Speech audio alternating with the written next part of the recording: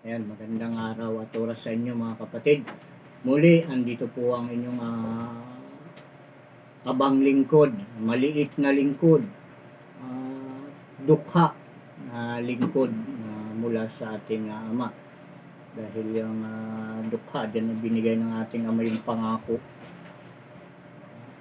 Yung mga dukha ay pinangakuan ng ating Ama na sa kanila ibibigay ang kaharian ng langit sa mga dukha.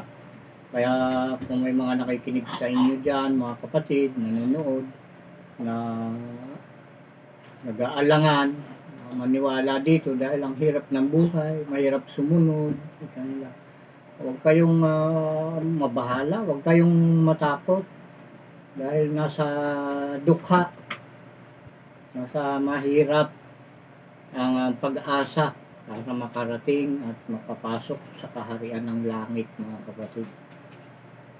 Tayo ang pinangakuan. Wala sa mga mayayaman. Dahil ang utos pa sa akin ng ating Ama, pangaralan ko yung mga mayayaman.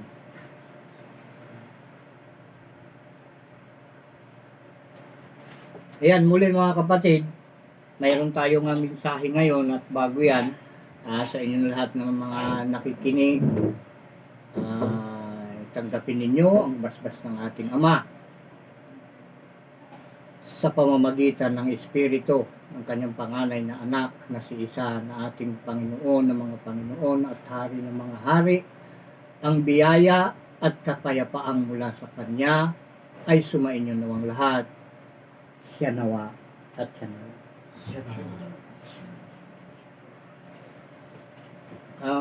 Andito mga kapatid, tayo ay mayroon na ng mga lilinawin. Pagdudugtong-dugtungin natin ang mga mensahe na ating nabanggit ng mga huling Sabado na inyong napanood kung kayo ay lagi nang nanonood dito. Ang mga mababanggit natin ngayon ay hindi na bago sa inyong pangdinig. Ito ay atin ng mga nabanggit din noon. Pero ito kinakailangan nating ulitin upang ating pagdugtong-dugtungin. Ito ay mga kasaysayan na kailangan nating malaman kung bakit yun ay nangyari.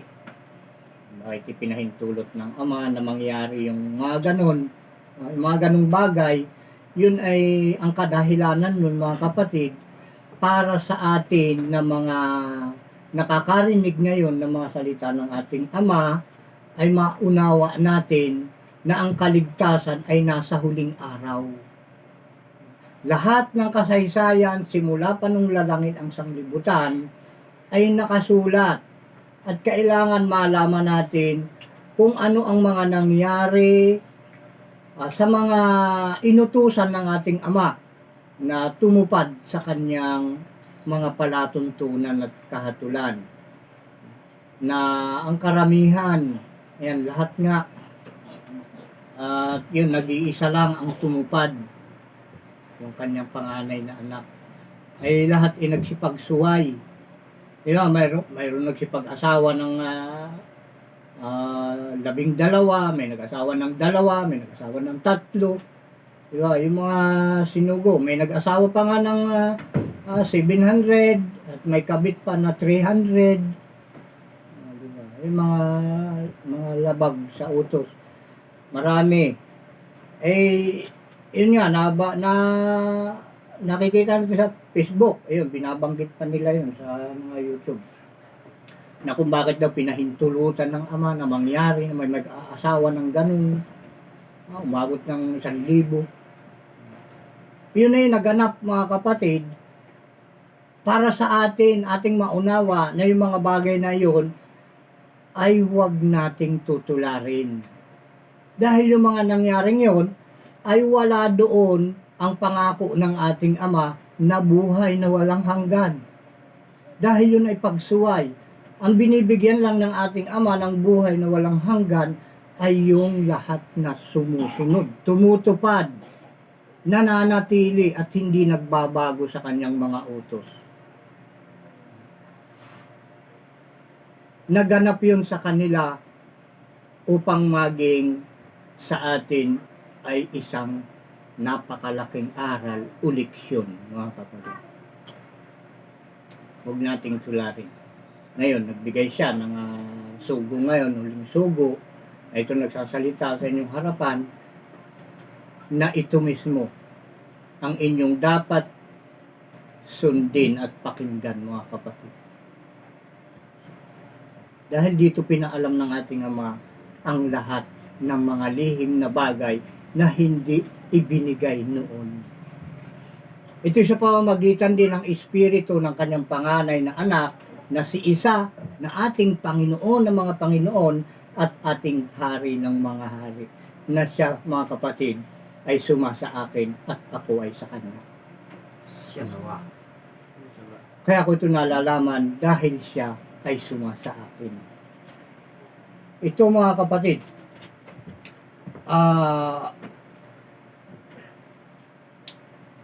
para maging matibay ang ating pananampalataya at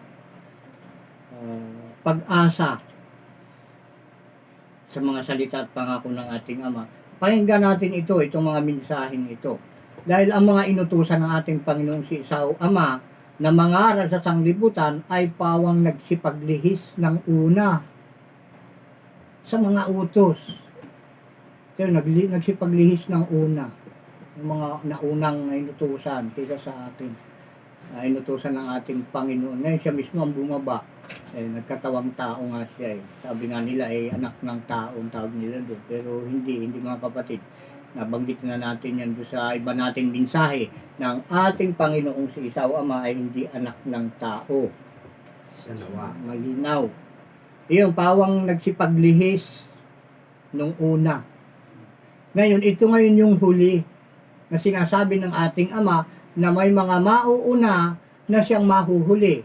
At ito nga nahuhuli, siya ang mauuna. Siya nawa. Dahil ako ang una na pinagpaalaman ng Ama ng lahat ng katotohanan patungo sa kaligtasan at buhay na walang hanggan, mga kapatid. Sa aking ipinaalam ng Ama ang mga bagay na yun. Kaya sinabi niya ay mauna na mahuhuli. At ang huli ay mauna. Dahil sinasabi ko, inuulit ko, ako ang una na binigyan ng Ama ng aral at kaalaman patungkol sa mga gawain, mga salita at dapat kainin na kinaroroonan ng kaligtasan at buhay na walang hanggan. Siya nawa. Nandito yun, mga kapatid. Kaya makinig lang kayo mabuti. Ayan, maganda kayo ng inyong lapis, o kaya ballpen o papel, mas maganda dahil yung ballpen ay lalo pag yung mga original na ballpen ay tumatagal yung tinta nun, hindi na natutunaw. Hindi kagaya ng lapis, mga kapatid, na kami sa natutunaw.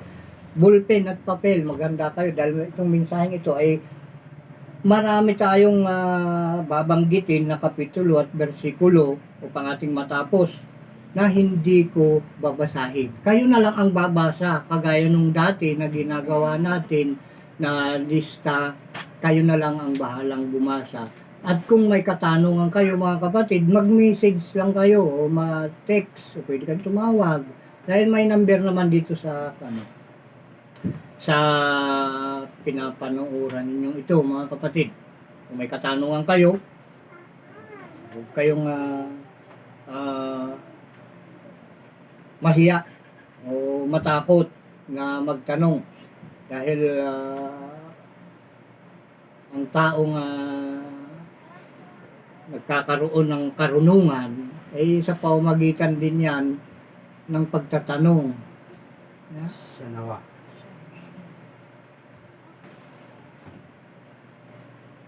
Ang taong marunong ay mahilig magtanong.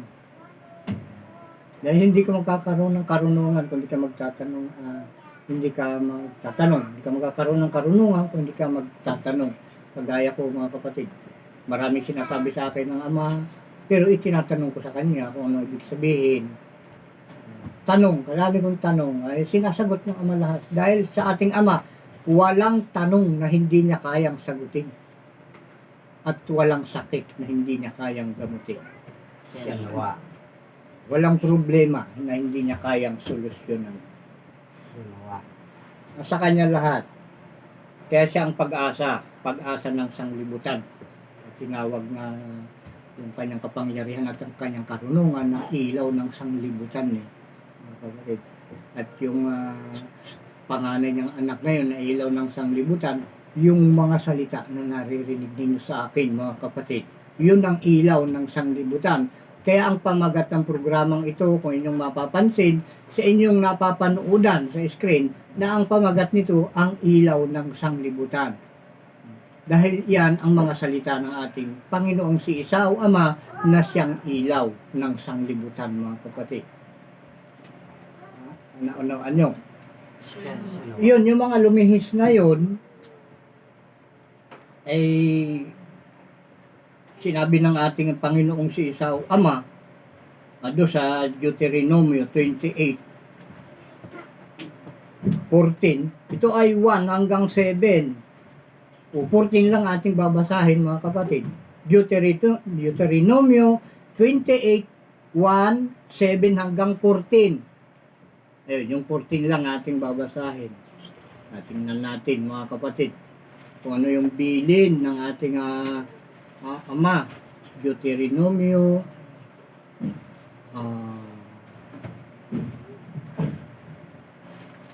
ito, tingnan natin. 28. Ayun. Bakit? Tatampo sa akin yung bullpen ko.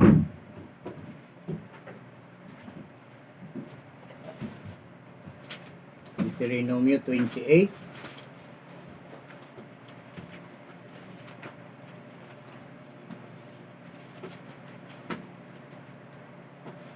Twenty-eight, 1, 7 hanggang 14.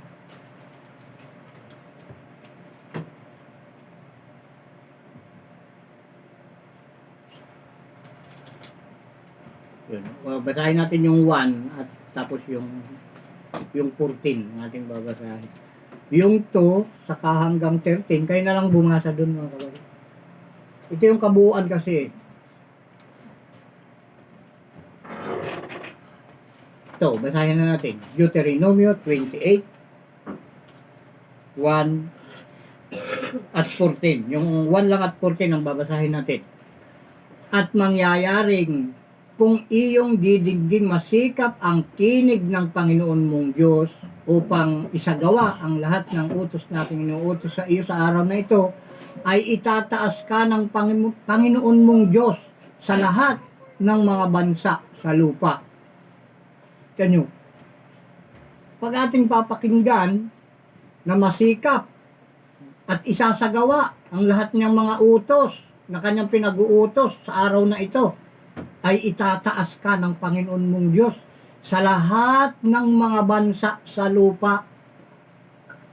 Kung papakinggan mo at isasagawa. Kita nyo, mga kapatid. Doon tayo sa 14 ngayon.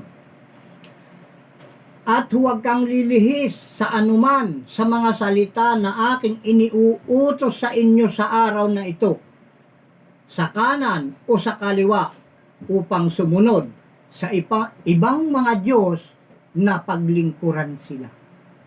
Yan. Huwag kang maglilingkod sa ibang Diyos, mga kapatid.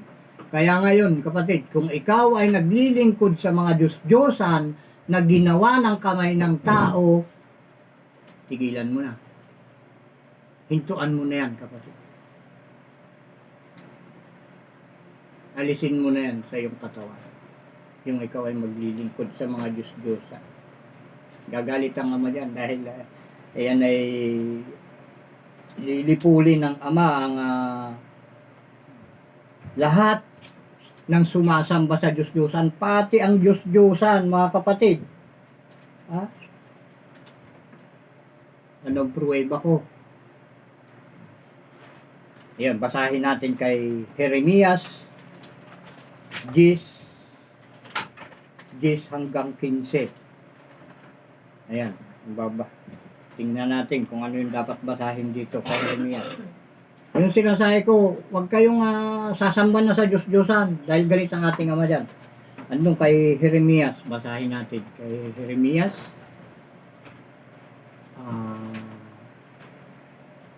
10, 11 hanggang 15.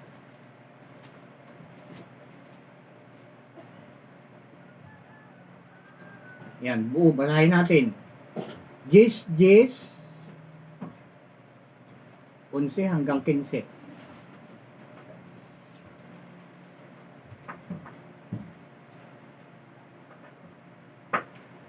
Kita nyo, huwag na kayo magtiwala sa Diyos-Diyosan. Kaya nga mga kapatid, sinusunog namin dito yung Diyos-Diyosan eh. Dahil yan ay utos. Yan, pupunta tayo dyan mamaya. Ayan, basahin na natin. Jeremias 10 hanggang 15. Ngunit ang Panginoon ay tunay na Diyos. Siya ang buhay na Diyos at walang hanggang hari.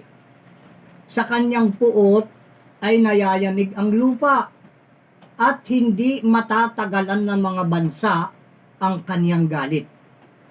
Ganito ang inyong sabihin sa kanila, ang mga Diyos na hindi gumawa ng langit at ng lupa, ang mga ito ang mga lilipol sa lupa at sa silong ng langit.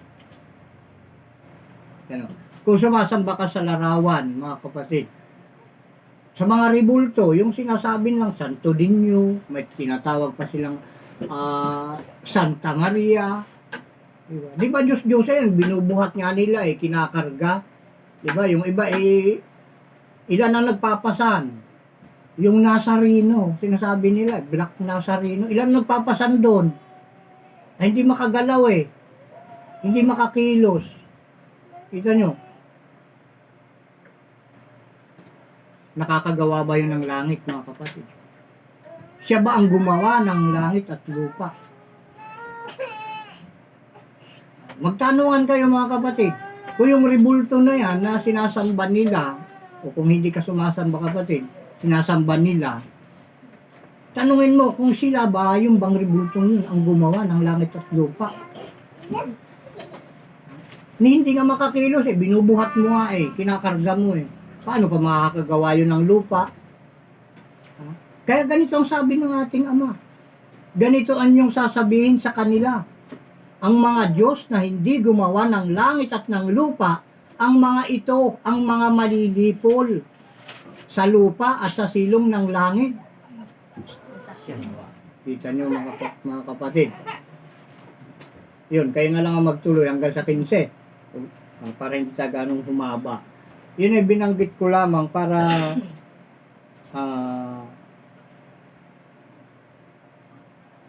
maalaman natin na ito pinagbabawal ng ating Ama.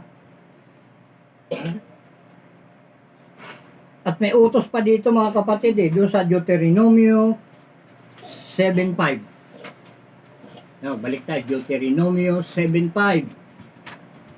Balik tayo doon. Delikado pala ito mga kapatid. Yung may Diyos-Diyosan ay malilipol Bakit? Ba't papapahalagahan yun malilipol din pala. Ang pangako ng ating Ama, pag sumunod ka, may buhay kang walang hanggan. Ay dun sa pag sumamba ka sa ribulto, ay may pagkalipol. Diyan, kamatayan ang mangyayari. Ayun, may utos pa dyan.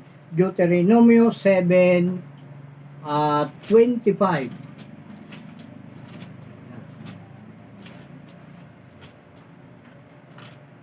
Kita nyo mga kapatid, makinig kayong mabuti. Deuteronomio 7:25. Yan, nakuha nyo na. Lista nyo, basahin na natin. Ang mga larawang inanyuan na kanilang mga Diyos ay iyong susunugin sa apoy. Huwag mong iimbutin ang mga pilak o ginto na nasa mga yaon. Ni huwag mong kukunin para sa iyo, baka sa iyo'y maging silo, sapagkat ito'y isang karumal-dumal sa Panginoon mong Diyos. Kita ng mga kapatid. Yung pala mga rebulto yan, linalagyan pa pala ng ginto yan. Ginalagyan pa nila ng pilak at ginto. Anong bili ng ating Ama sa mga rebulto na ginawa ng kamay ng tao? Ang bilin sa atin, ang mga larawang inanyuan na kanilang mga Diyos ay iyong susunugin sa apoy. Kaya dito mga kapatid, yung gustong pumasok dito na maging miyembro at merong Diyos-Diyosan o rebulto, ay sinusunog natin sa apoy dahil utos ng ating Ama yan eh. Kailangan sumunod tayo para tanggapin natin ang kanyang pangako, biyaya, yan, kapayapaan, napakaganda nun mga kapatid. Yung kapayapaan lang, napakaganda na eh. Ay paano pa yung buhay na walang hanggan? Di ba? Magkaroon ng kapayapaan ng isang bansa, napakagandang bagay yan mga kapatid. Biyaya, kapayapaan, buhay na walang hanggan. Yun. Kaligtasan. Yun ay sa mga sumusunod lamang mga kapatid. Eh anong nangyayari ngayon? Dahil talamak ang pagsamba sa Diyos-Diyosan. Paggawa ng mga rebulto na ginagawa nilang hanap buhay. Diba?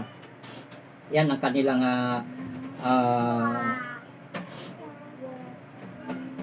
pinaggagawa ngayon. Kaya ito, nagsisimula na naman yung bansa sa bansa na giyera. Diba? Pag ito ay hindi napigilan ay talagang sabi ng TV5 ay all out war. Ano ba ibig sabihin ng all out war? Magiging all out war daw yun. Hindi ko alam kung ano ibig sabihin nun. English na yun mga kapatid. Sa Tagalog lang tayo eh. Kita nyo mga kapatid, kaya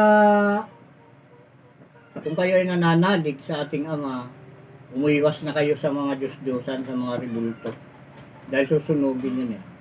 Kaya ang sanglibutan ay talagang itinaan sa apoy sa pagkasunog. Siya nawa. Kasama yung mga rebulto na yan.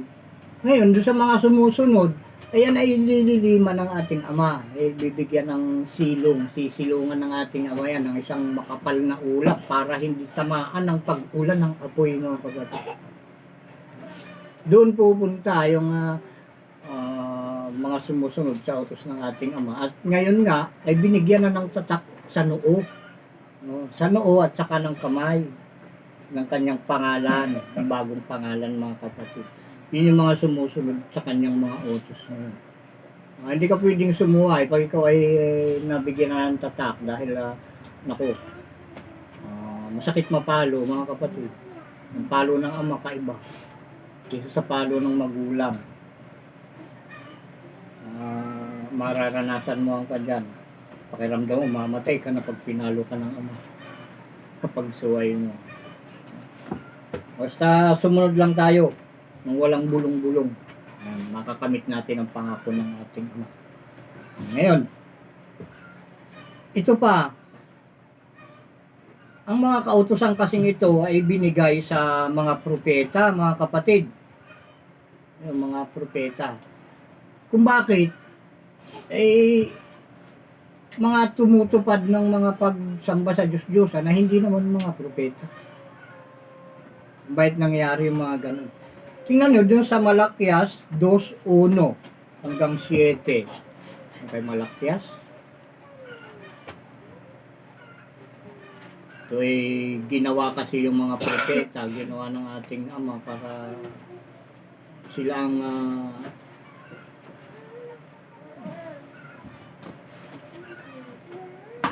maghatid ng magandang balita sa lahat para maligtas ng mga tao. 2:1 hanggang 7.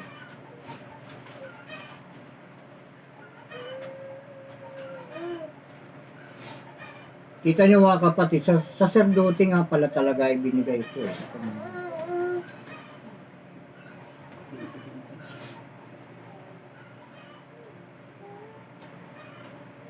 Ito yung mga utos sa kanila eh. Ayan. Ito na lang ang ating babanggitin.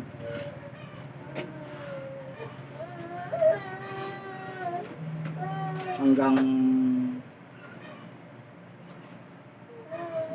4 lang mga kapatid. Basahin na natin. Malakias 2:1. Ito ay hanggang 7. Hanggang 4 lang ang basahin natin. Kaya na lang magtuloy mga kapatid at magtanong na lang kayo kung meron kayong hindi naunawaan. At ngayon, o kayong mga saserdote, ang utos na ito'y sa inyo. Kung hindi ninyo didinggin at kung hindi ninyo ilalagak sa inyong puso upang bigyang kaluwalhatian ng aking pangalan, sabi ng Panginoon ng mga hukbo, magpapasapit nga ako ng sumpa sa inyo at aking susumpain ang inyong kapalaran. Oo, akin na silang sinumpa, sapagkat hindi ninyo inilagak sa inyong puso. Sinumpa na pala talaga. Narito aking sisirain ang inyong binhi. Yan. At magsasabog ako ng dumi sa harap ng inyong mga mukha sa makatuwid bagay ng dumi ng inyong mga kapistahan. At kayo'y pawang ilalabas na kasama niyaon. At inyong malalaman na aking ipinasugo ang utos na ito sa inyo upang ang aking tipan kay Levi ay manatili, sabi ng Panginoon ng mga hukbo. Tignan nyo. Dugtog pa natin yung 5. Ang aking tipan ay buhay at kapayapaan sa kanya at aking ngang ibinigay sa kanya upang siya'y matakot. At siya'y natakot sa akin at siya'y nagpakumbaba sa aking pangalan. Ayun. Kung ikaw ay ayun, binibigay sa atin yung ating yung mga kautusan ng ating Ama, ang kanyang tipan, na kailangan ay tayo'y matakot, at ang mga natatakot sa panahong ito sa ating Panginoong si Isao Ama ay nagpapakababa sa kanyang pangalan. Yan. At makikita mo yung mga taong nagpapakababa sa pangalan ng ating Ama ay talagang linayakap yung pangalan ng ating Ama, ang ating Panginoong si Isao Ama. At dahil doon, yung pagpapakumbabang yon ay binigyan sila ng tatak ng ating Ama sa noo at sa kamay ng kanyang pangalan. Yun yung mga nagpapakumbaba mga kapatid sa mga tipan ng ating Panginoong si Isao Ama. Ayan. O, kayo ang buwasan hanggang sa 7. Ituloy nyo na lang mamaya. Kailan na tayo? Yun, yung utos sa excuse me mga kapatid. Utos sa mga saserdote. Ngayon, dito naman sa iba pang kautusan na binabanggit dun sa Mateo 10:37 hanggang 38. Mateo. Punta sa Mateo 10:37 hanggang 38.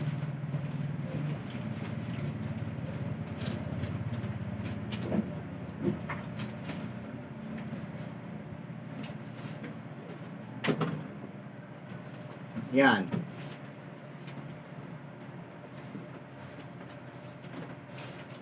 Ito nyo, mga kapatid. 10:37-38. Basahin na natin ng Mateo. Ang umiibig sa ama o sa ina ng higit kaysa akin ay hindi karapat dapat sa akin. At ang umiibig sa anak na lalaki o sa anak ng babae na higit kaysa akin ay hindi karapat dapat sa akin.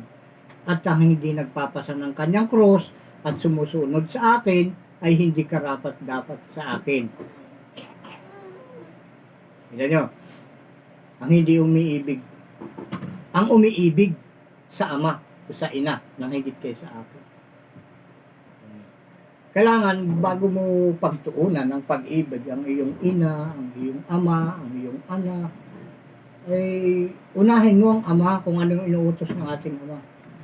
Yun ang ating unahin. Huwag yung anak muna, huwag yung ina muna, huwag yung kapatid muna. Unahin natin ang ating ama. Bago yung kapatid, bago yung magulang, bago yung anak. Dahil wala tayong maibibigay na mabuti sa ating magulang, sa ating anak, sa ating kapatid, kung tayo ay hindi tumatanggap ng mga salita mula sa ating ama.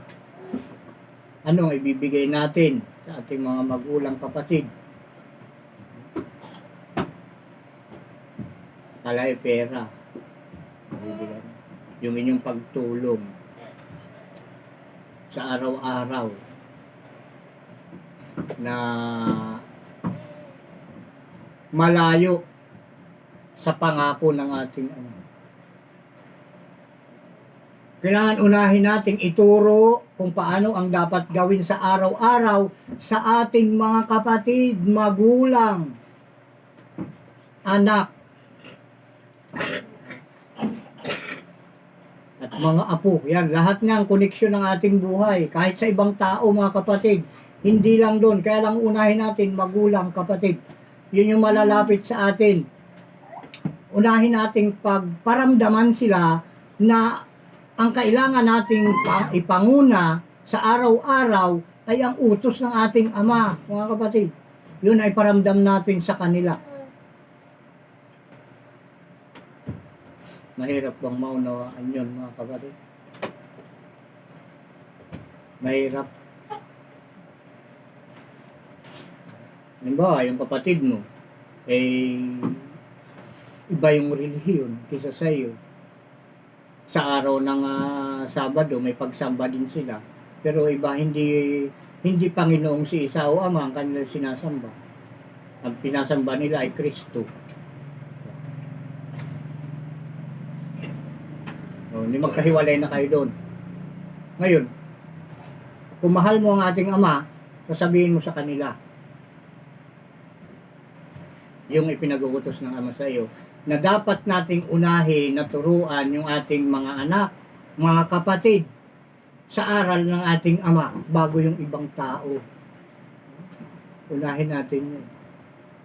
Ngayon, yung hindi naman lahat sa iyong mga anak, hindi lahat ay hindi maniniwala. Meron talagang maniniwala at merong hindi. Meron yung susunod at merong hindi. Hindi pa huli ang lahat, mga kapatid. Kahit sinasabi na ito'y huling araw na, ay hindi pa huli ang lahat. Dahil andito pa rin yung utos, mga kapatid. Kung nawala na ang utos, ay huli na ang lahat. Hanggat nandito yung utos, mga kapatid, hindi pa huli ang lahat. Ito yung ating pagkakataon. Ito yung eksaktong oras at araw at panahon upang tayo ay sumunod ng walang bulong-bulong sa utos ng ating Ama. Ito na yung pagkakataon natin. Huwag na nating isayangin ito dahil sinabi din ng ating Panginoong si Isa na pag narinig ninyo ang kanyang boses o itong boses ko na mula sa ating Ama, ay huwag na ninyong pagmatigasin ang inyong puso. Siya nawa. Ito, mga kapatid, yung sinasabi ng ating Panginoong si Isa. Dahil lahat ng nasa akin ngayon ay ibinigay sa akin ng ating Panginoong si Isa. Yung pagsasalita ko, galing sa Kanya. Kung saan ako naroroong lugar ngayon, ito ay kagustuhan niya. Binigay niya sa akin itong lugar na ito, na lugar ng mga mapanghimagsik, mga kapatid. Mga mapanghimagsik talaga. At kahit tingnan nyo sa mapa, yung mapa nito, itong Zone 7 na Singapia, Baggaw, Cagayan. Red, yung nakakuan dito, naka-red, ibig sabihin. Kuan talaga. Parang delikadong lugar sa mga mapanghimagsik. Doon ako tinawag ng ating Ama. Dito niya ako dinala Ayan. Kaya yung mga panghimagsik na tao na pinagdalahan sa akin ng ating ama ay galit sa akin. Dahil ako'y masunurin eh. Sa utos ng ating ama. Ay yung masunurin at mapanghimagsik, galit yung mapanghimagsik doon sa masunurin, sa utos. Gusto nila gawin din yung mapanghimagsik yung masunurin. Kagaya nga ni Cain at Abel, mga kapatid. Diba? Si Cain ba yung, ay si Abel ba yung masunurin? Si Abel. Si Cain ay nang himagsik sa ama, pinatay pa si Abel. Yun ang plano din nila sa akin, yung gusto nila akong patayin. Dahil ako'y sumusunod sa utos ng ating ama. Kaya ginapos nga nila ako dito. Ayun, haba tayo mga kapatid, nabanggit ko na ito noon. Saan tayo kanina? Matthew. Yung hindi umiibig. Ayan, parang mahirap unawain to mga kapatid. Dahil dito tayo susubukan ng ating ama kung talagang mahal natin siya. Dahil ang sabi ng ating Panginoong si Isa, o Ama, ibigin mo ang Panginoon mong Diyos ng buong puso mo, ng buong lakas mo, ng buong kaluluwa mo. Biruin mo yun. Yun yung masabi na sa atin. At yan nga, kailangan yung mga hindi, palagi kong sinasabi, yung hindi gaanong naunawaan nito, ay huwag nyong i-steady sa isip nyo na hindi nyo na nauunawaan, ganun na lang. Magtanong kayo sa akin mga kapatid. Kung ano pa, ang gusto nyong malaman kung bakit binabanggit ko mga bagay na ito. At kung hindi nyo alam, papaliwanag ko sa inyo. Kung ano yung mga bagay na hindi nyo naunawaan tungkol sa bagay na ito, mag-message kayo. Papaunawa ko sa inyo. Kung ano pa ang mga kailangan, bakit ganito ang mga mensahe. Dahil nakasulat din mga kapatid, hindi lahat ng nakakarinig ng aking salita ay nauunawaan. Mayroon talagang nakakaunawa at mayroon yung hindi nakakaunawa. Kaya sinasabi ko sa inyo, yung hindi naunawaan, magtanong na lang mga kapatid. Di naghahangad na maligtas at ito ay hindi maunawaan. Huwag kayong manatili sa hindi pagkaunawa. Pilitin nyo na magkaroon kayo ng pangunawa at magkakaroon lang kayo ng pangunawa sa pamamagitan ng inyong pagtatanong, mga kapatid. At ito, kailangan yung pagtatanungan ninyo, inyong tinatantya na may kaalaman. Dahil pag walang kaalaman yung pagtatanungan, para kang nagpapaakay sa bulag, mga kapatid. Parehas kayong mahuhulog sa bangin yan. Yung inaakala mo na talagang marunong. At taas ang sinasabi ko sa inyo, ang karunungan ay binigay sa akin ng ating Ama. At ang nasa akin ay mula sa Kanya. At ako ay sa Kanya, mga kapatid. Kaya pagpatungkol sa kaligtasan, biyaya, kapayapaan at buhay na walang hanggan, dito mo malalaman mga kapatid. Kung ano yung dahilan, kung ano ang dapat gawin, kung bakit gano'n ang mga nasabi, bakit kailangan ng gano'n. Malalaman yung kabuuan dito. Bibigyan kayo ng Ama ng pangunawa. Ayan. Nailista nyo na. Ano yung Matthew 10:37-38. Ngayon, itong si Moises na inutusan ng ating Ama na kaniyang lingkod, ang ginawa nito dahil ito'y lumihis din eh. Ang paglihis na ginawa nito ay ganito mga kapatid. Andun sa Exodo 32:30 hanggang 33. Yan, Exodo Ay si Moises ay binigyan ng 10 utos to eh. Pero meron siyang pagkakamali na nagawa. Kasi sinasabi ko nga sa inyo, pinaalam sa akin ng ating Ama ang lahat na lihim na bagay na kinaroroonan ng kaligtasan. 32, Exodo 32.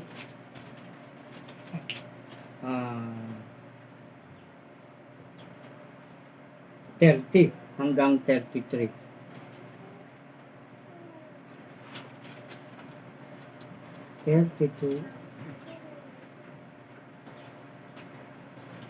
Ano? 30 hanggang 33. 30 hanggang 33.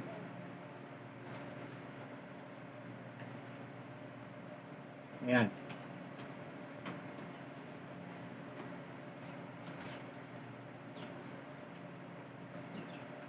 Dahil sabi ng ating Panginoon kasi,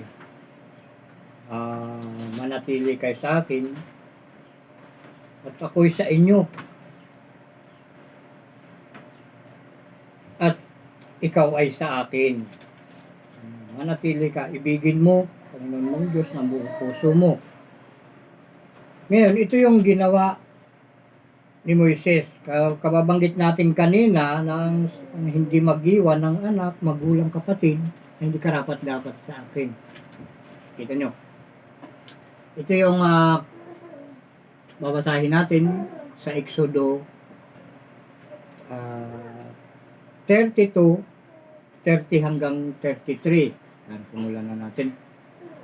At nangyari ng kinabukasan na sinabi ni Moises sa bayan, kayo'y nagkasala ng malaking kasalanan at ngayon sasampahin ko ang Panginoon.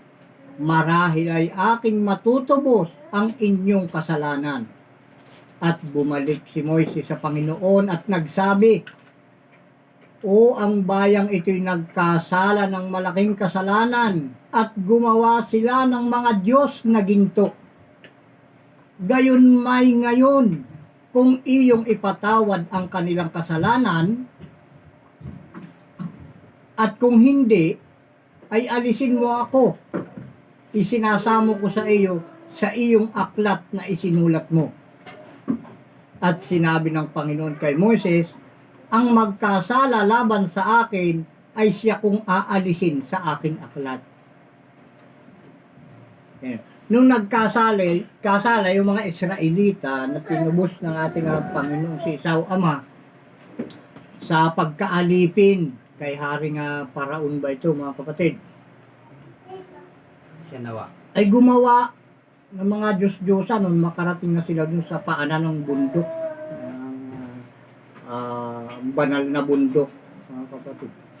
Gumawa sila ng Diyos-Diyosan doon dahil nung umalis si Moises noon sa kanila, nakipag-usap sa ating ama ay natagalan 40 days. Hindi ako nagkakamali bago umuwi. Ayun, gumawa na ng Diyos-Diyosan yung mga Israel. Doon nagalit ang Panginoong si Esau ama. Sabi niya, bumaba ka dito sa bundok, tingnan mo yung mga kapatid mo doon, gumawa na ng kasalanan, naggawa na sila ng Diyos-Diyusan, mga ribulto. Ngayon, dahil sa pagmamalasakit nga ni Moises, na mailigtas, nakiusap sa ama, na patawarin yung kasalanan. Pag hindi pinatawad ng ama, ay pati siya ay alisin na. O, kita mo. Ay yung bilin nga ng ating Panginoong si Esau ama ay ang hindi mag-iwan ng magulang, anak o kapatid nang dahil sa akin ay hindi karapat-dapat sa akin.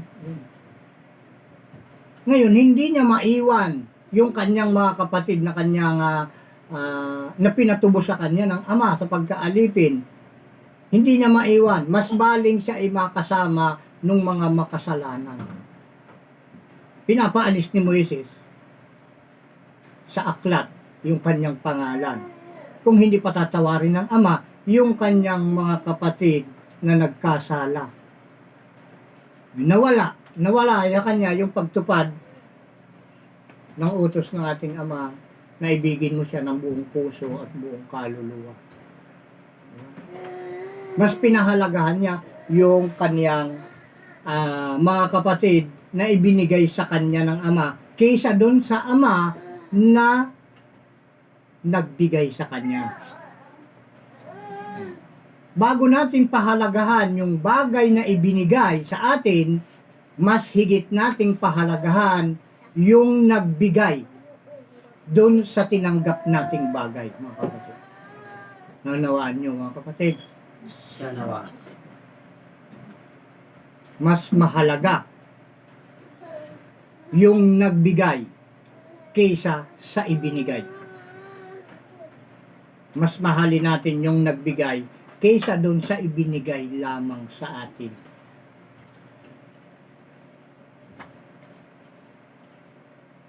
Yun yung kasalanan na nagawa niya. Ay gusto pa niyang utusan ng ating ama na siya ay alisin sa aklat. Kaya ang sabi ng ating ama, ang sinabi ng Panginoon kay Moises, ang magkasala laban sa akin ay siya kung aalisin sa aking aklat. Yun, nagkasala siya. Kaya hindi rin niya naabot yung buhay na walang hanggan. Dahil minahal niya yung binigay sa kanya kaysa dun sa nagbigay sa kanya. Mas gusto pa niyang makasama yung mga nagkasala kaysa dun sa ama na naglilinis ng kasalanan.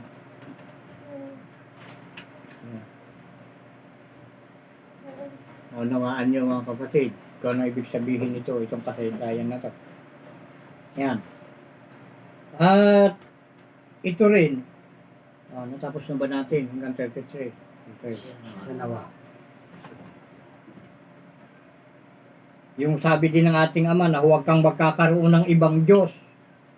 Huwag kang sasamba sa kanila. Yung ginawa ni Salomon nung siya ay nakapag-asawa ng 1,000, sumunod siya sa kanyang mga asawa. At sumamba din sa Diyos-Diyosan. Yun, mababasa natin sa unang hari, 11, 1, 10 hanggang 11. Yan, kayo na lang ang bumasa dyan. Hindi ko babasahin, napakahaba nito. Yan.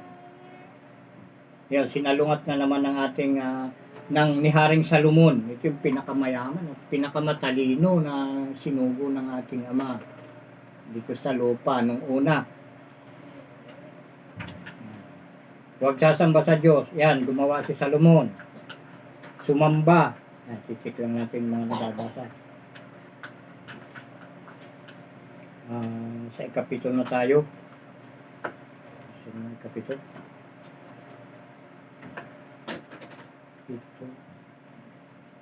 Ayun. Huwag kang liliko sa kanan o sa kaliwa. Ayun, yung utos. Nasa Deuteronomio 5:37. Huwag kang liliko sa kanan o sa kaliwa. Lista nyo na lang. At Deuteronomio 17:11. At Josue 23:6. So, huwag kang liliko sa kanan o sa kaliwa. Ang ikawalo, yung utos na huwag kang liliko sa kanan at sa kaliwa ay sinuway din ni Jonas. Yun, mga kapatid.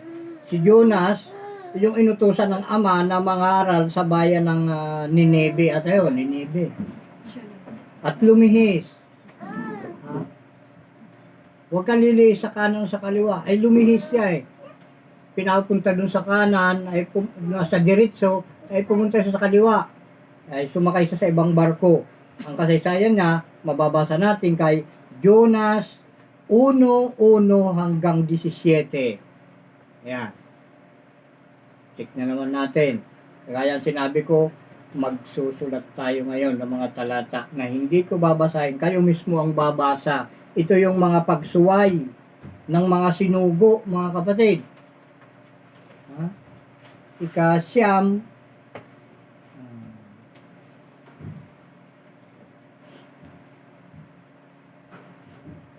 ito ngayon, yung ikasyam, ay yung pinagbilinan niya ang kanyang mga alagad na huwag sabihin kanino mang tao na siya ang Kristo. Di ba bilin yun mga kapatid? Ating mababasa sa Mateo 16:18 hanggang 20. Yan. Matatapos ata natin na mga kapatid. Ilang oras na tayo. Matthew 16, 50 minutes. 50 minutes.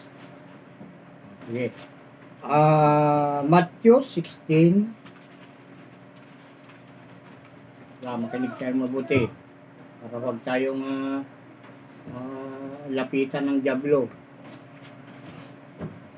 16, 18, hanggang 20. Yan, basahin natin. Bilin din ito mga kapatid. Pinagbilin sa mga alagad. Ito na yung mga huling nakasama ng ating Panginoong si Isaw Ama. Sabi niya dito sa Matthew 16:18 hanggang 20. At sinabi ko naman sa iyo na ikaw, Pedro, at sa ibabaw ng batong ito ay itatayo ko ang aking iglesia. At ang mga pintuan ng Hades ay hindi magsisipanaig laban sa kanya. Pag itinayo yung iglesia, yung kamatayan ay hindi mananalo. Doon sa magtatayo ng iglesia ay ang magtatayo ng iglesia ay sinabi ng ating Panginoon na siya. Itatayo ko ang aking iglesia at ang pintuan ng Hades ay hindi magsisipanaig laban sa kanya.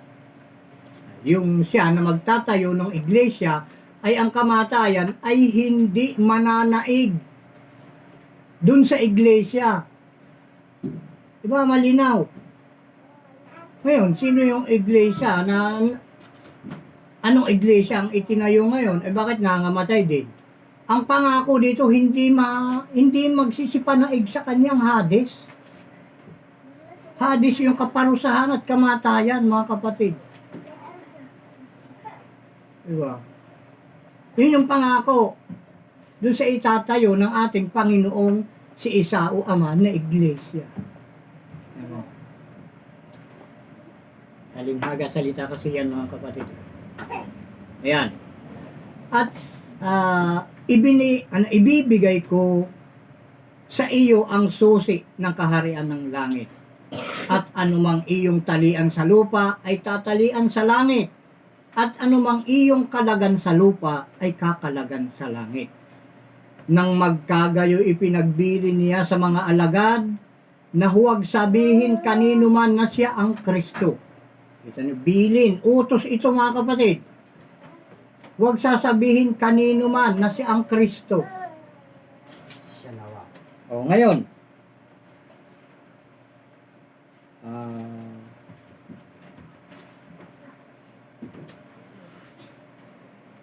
ano ang sinabi ngayon ng mga alagad? Tinupad ba nila ang bilin ng ating Panginoong si Isao Ama? Na huwag sabihin kanino man na siya ang Kristo.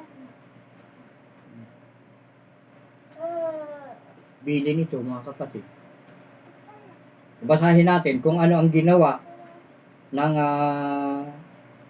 mga alagad. Andoon sa Gawa 5:42.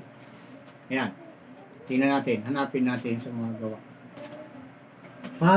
5:42. Kung ito ba itinupad ng kanyang mga alagad. Yung unang mga alagad niya.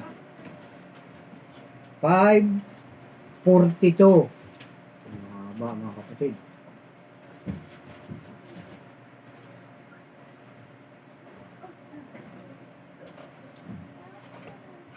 Kita nyo.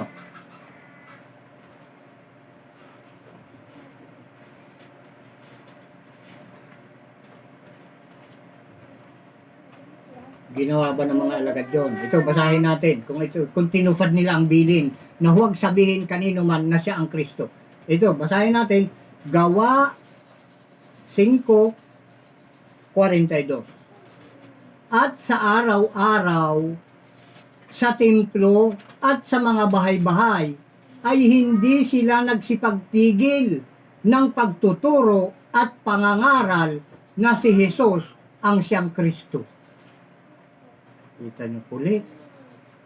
Ang kulit, di ba? Sinabi na huwag ipangaral na siyang Kristo.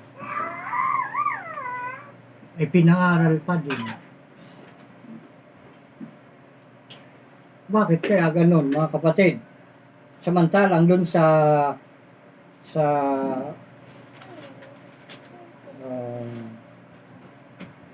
Matthew 24:5 ating basahin. 24:5 ng Matthew. At sa 23.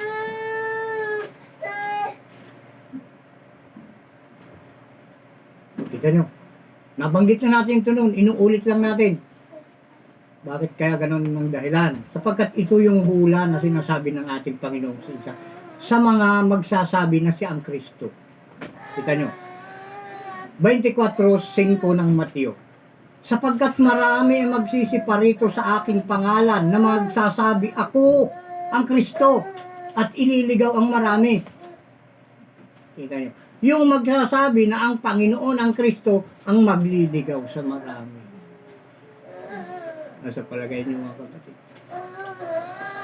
Tunay ba itong mga salitang ito? Ito'y salita ng ating Panginoong si Isa o Ama, at sa Kanya ay walang kasinungalingan, mga kapatid. Siya ay tapat at dapat paniwalaan. Dapat tayong manatili sa Kanyang mga salita. Dahil ang Kanyang mga salita ay buhay na walang hanggan, mga kapatid. Ngayon, ang ginawa ng mga alagad na pinagbilinan na wag sabihin kanino man na siya ang Kristo ay hindi tumigil. O, araw-araw, andun nga sa Gawa 5:42, araw-araw sa templo, sa mga bahay-bahay, ay hindi sila nagsisipagtigil ng pagtuturo at pangangaral na si Jesus ang siyang Kristo. Nakakalungkot isipin na yung mga sinugo, tinuruan, inalalayan ng ating Panginoon na mangaral at magturo ay pawang nagsipagsuway. Ayan.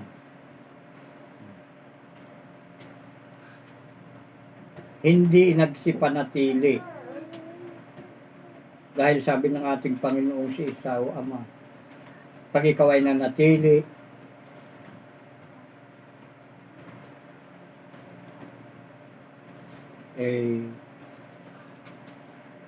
magkakaroon ka ng buhay na walang hanggan. Hindi mo matitikman ng kamatayan. O, andun sa Juan 11:26. Balik tayo, Juan 11:26. Kay sumampalataya, tumupad, manatili sa kanyang mga utos, kailanman hindi matitikman ng kamatayan. Ano? 11:26 ng Juan. Ang pananampalataya kasi ay maipapakita sa pamamagitan ng gawa, yung pagtupad sa utos, mga kapatid. Yun ang tunay na pananampalataya. Hindi yung dasal ka ng dasal. Kung mo nagdadasal ka sa Kanya, may pananampalataya ka na. Mali yun, mga kapatid. Ipakita mo ang iyong pananampalataya sa pamamagitan ng iyong gawa, yung pagtupad mo sa Kanyang mga utos, mga kapatid. Kaya ito ang banggit dito, Juan 11:26. Ito ang sinasabi dito, mga kapatid. At ang sino mang nabubuhay at sumasampalataya sa akin ay hindi mamamatay magpakailanman. Yan. Sinasampalatayanan mo baga ito? Siya nawa. Tingnan nyo, mga kapatid. Ay, yung mga alagad kasi, pinagsabihan na ay tuloy-tuloy pa rin. Pinangaral pa rin na siya ng Panginoong Jesus daw. Yun ang pangalan niya noon, ay siya ang Kristo. di napastangan yung kanyang mga utos, mga kapatid. Sa pagsuway, pag hindi ka na natili, ay malinaw na hindi makakarating sa iyong buhay na walang hanggan. Dahil yung manatili, ang sumampalataya, ay hindi mamamatay magpakailanman. Ngayon, kaya yung mga sinugo, mga nung una ay namatay at iisa lang yun na natili, yung kapangyarihan ng ating Ama, yung ating Panginoong si Isaw Ama. Lahat ng mangyayari sa kanya, alam niya. At lahat ng mangyayari sa sanglibutan, alam niya. Bago siya pinatay, ay sinabi niya, siya muling mabubuhay sa ikatlong araw. Alam niya ang mga mangyayari. Nasa kanya ang buhay. Kaya niyang ipahintulot sa tao na siya ay gawan ng kanyang ikamamatay. Pero kaya din niyang mabuhay. Sa kabila na kaya niyang lahat gawin niyang mga bagay na yon, siya ay nagpakumbaba. Wala siyang ginantihan ng masama sa masama na ginawa nila sa kanya. Pawang mabuti ang ginawa ng ating Panginoon, mga kapatid. At dahil nga sa kamatayan, ay natigil sila sa pangangaral, mga kapatid. Tingnan nyo, dun sa Hebreo 7:23-28. Hebreo 7:23-28. Hanapin natin sa Hebreo.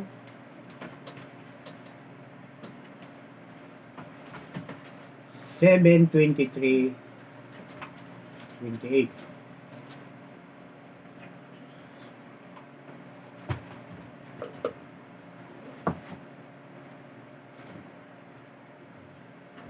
Nasa ika-13 na tayo, mensahe.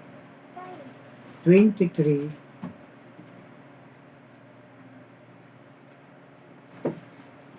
Yan. Hebreo 7.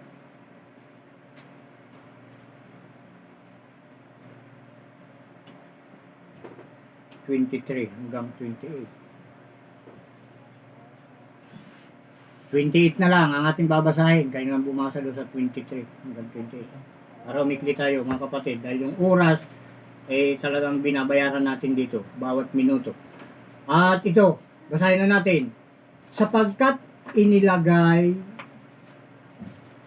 ng kautusan ang mga dakilang saserdote, ang mga taong may kahinaan.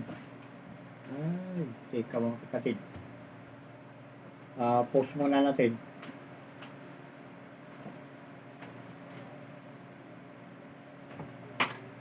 Baliktad tayo mga kapatid. Yung una sana ang ating babanggitin Kayo na babasa doon sa 24 hanggang 28. Yung 22, 23 lang, lilinawin ko lang mga kapatid. Dahil tayo medyo na pura dahil yung oras nga. Baka kulangin tayo ng pangbayad sa oras. Hebreo 7:23 hanggang 28. 23 lang ating babasahin. Ito yung pumigil sa mga tao dahil sa mga pagsuway, sa mga sinugo, mga kapatid. Ito na, basahin natin. Hebreo 7:23. At katotohanan sila'y marami sa bilang na naging mga saserdote, yung mga sinugo, mga kapatid.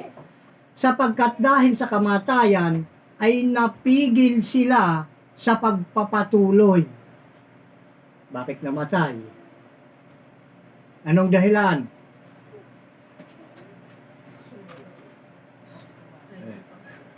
Kahit dito sa kaharap ko, wala tang tao na. Walang active. Kailangan tayo buhay. May boses tayo sa pagsasalita ng mga salita ng ating Ama.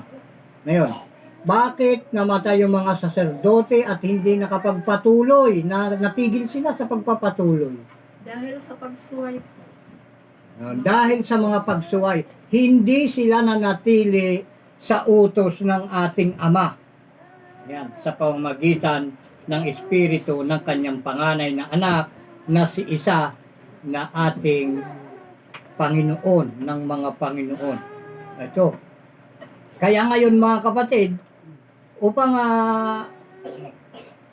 tayo magkaroon ng buhay, ang lahat ay nahawa sa kanila eh. Dahil sa mga pagsuway nila, yung gawa nilang pagsuway, tinulad din ng mga tinuturuan nila. Naging masuwayin din, mga kapatid. Huwag ipangaral na siyang Kristo, ika na ating Panginoon, na si isa. Ay araw-araw pinapangaral ng Panginoon daw ay Kristo. Si Jesus ay Kristo. Kaya hanggang ngayon, mga kapatid, Hesus Kristo. Dahil sa hindi sila nanatili sa utos ng ating Panginoon, si Isa. Pag sinalita na niya, doon na yun. Wala, hindi mo na kayang baguhin yun. Hindi mo na yung pwedeng dagdagan, hindi mo na yung pwedeng bawasan. Siya nawa. Kung anong sinabi niya, ganun na yun, mga kapatid. Dahil siya ang pinakamakapangyarihan sa lahat. Ngayon, para tayo mahango sa tiyak na kamatayan, mga kapatid, ganito ang inyong gawin. Basahin natin Juan 6:27. Dahil lahat naghahangad ng buhay na walang hanggan, mga kapatid, ganito ang dapat nyong gawin. Ano? Mababasa natin sa Juan 6:27. Ito'y sinuguri ng mga kapatid. At nagsasalita sa inyong harapan ngayon. Juan 6:27. Ito ang utos ngayon ng ating Ama sa lahat. Sa sanglibutan, mga kapatid.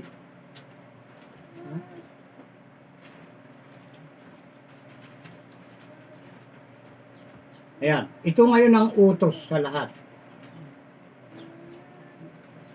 Pag sinabing kayo, lahat yan. Siya nawa.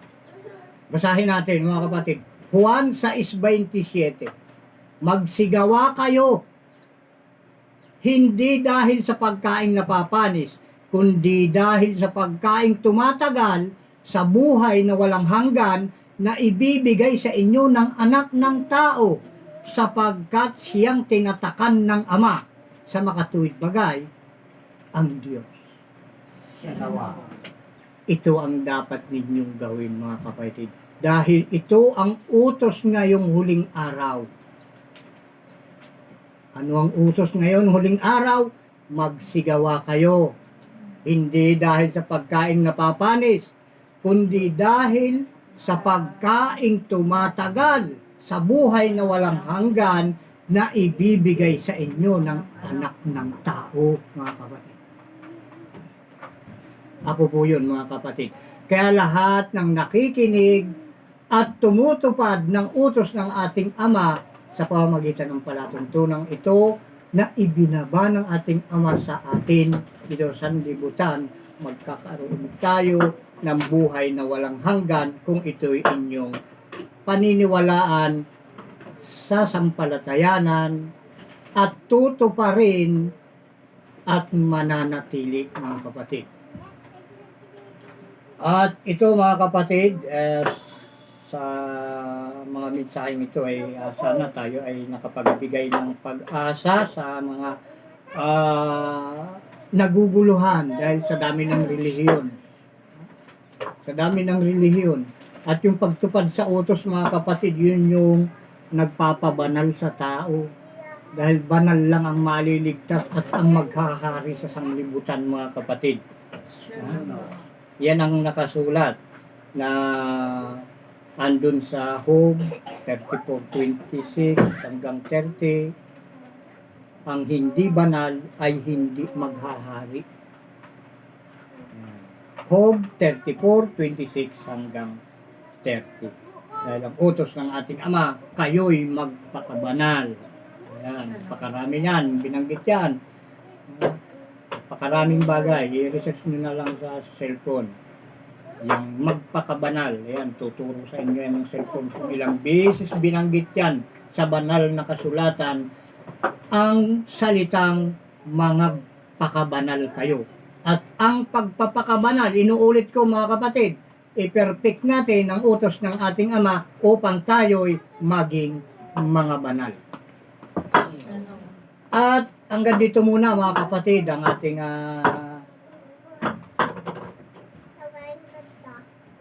tinanggap na mensahe mula sa ating Ama sa pamamagitan ng Espiritu ng kanyang panganay na anak na si Isa na ating Panginoon ng mga Panginoon at ating Hari ng mga Hari. At sa lahat ng mga nakikinig, mga kapatid, unang-una kay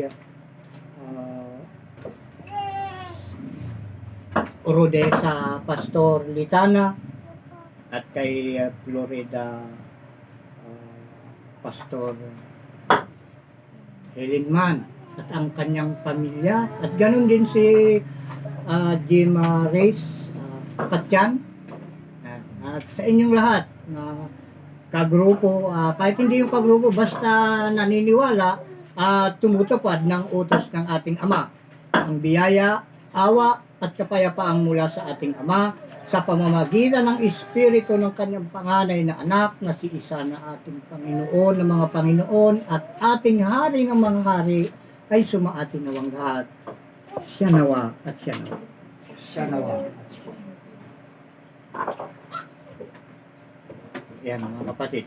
Hanggang sa muli at pakinggan nyo bilang panghuli ang patutoo na palagi nating nababanggit na ating binabasa sa Hebreo 10:28.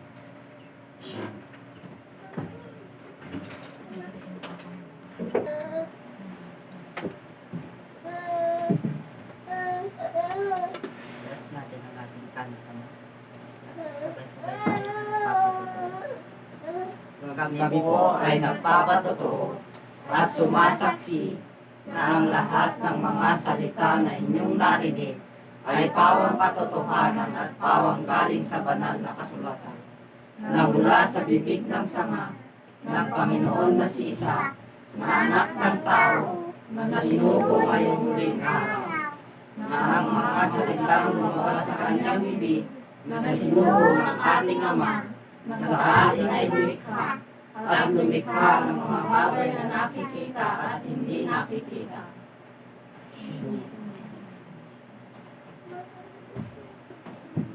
Siya nawa at siya nawa.